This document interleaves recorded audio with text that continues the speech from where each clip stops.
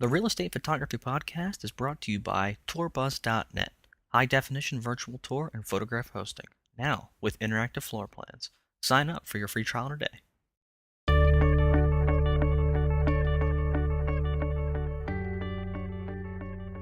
Hello and welcome to the Real Estate Photography Podcast with Mike Muriello. This is episode 123, a post-production tip about screening in a television set. So basically what you can see is this photo here of a nice outdoor bar, but what your eye doesn't immediately go to is in the upper left-hand corner, which is a kind of a built-in TV set. So what we want to do is we want to put that sports image on that TV. It's not a very complicated task, but I should first say this isn't for every house that you do.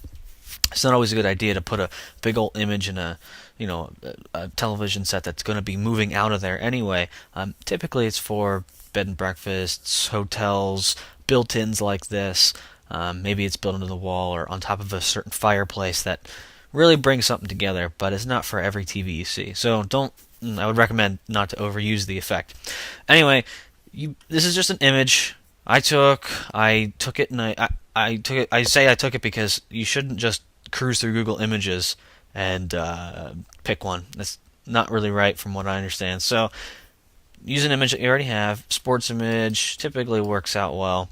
What you do is go ahead and turn it into a smart object in case when you do all this transforming, when you do it, you don't lose any data. So what I did was shrink it down to the size it should be. Go ahead and go into transform. What we can do is mostly transforming perspective. Pretty simple here. This is straightforward. We're gonna bring it down to about there, and the whole point, it's gonna look weird at first. It really will. There's no denying that. This is all approximations at first, and that looks about right. And I'm looking on my left-hand side and the top side, and go ahead and hit enter. Computer runs slow when I do these recordings. Now this is for you. Bring the opacity way down. This is just so you can see your edges. Now you can do Apple T or Control T in this free transform. This will help you kind of size it up a little bit better. It does keep everything the way it should be at first. And now I'm doing this edge over here on the right. Sorry, you're always going for one, so you do one edge at a time. Now this one's not correct anymore, so go ahead and hit enter. What you can do is go to edit, skew down here should allow you to bring that edge down a bit, well, without distorting everything too much. Okay, everything is, well, not this edge isn't quite right.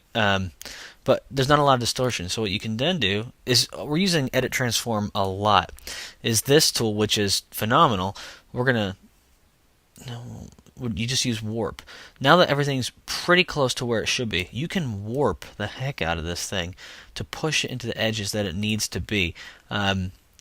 So as you can see, it just kind of works out pretty well. Okay, rough again. Bear with me here. I'm really bad at multitasking. But if you were to go ahead and bring up the opacity, it doesn't look quite right. It looks fake, which it is.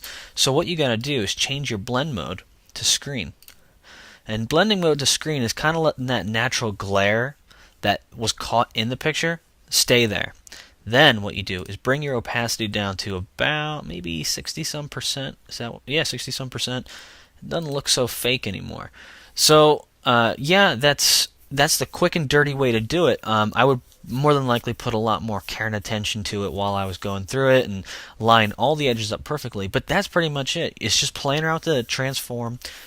First getting your perspective right, then fitting your corners, then changing the blend mode. Once again, here's normal.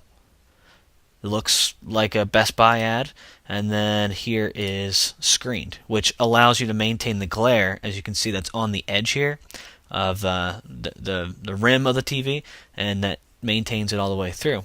So that's it. It's really simple, and like I said, I wouldn't do it for everything, but it is a really neat effect to have, and you can do whatever you want with it. Alright, well, thanks for listening, and have a good one.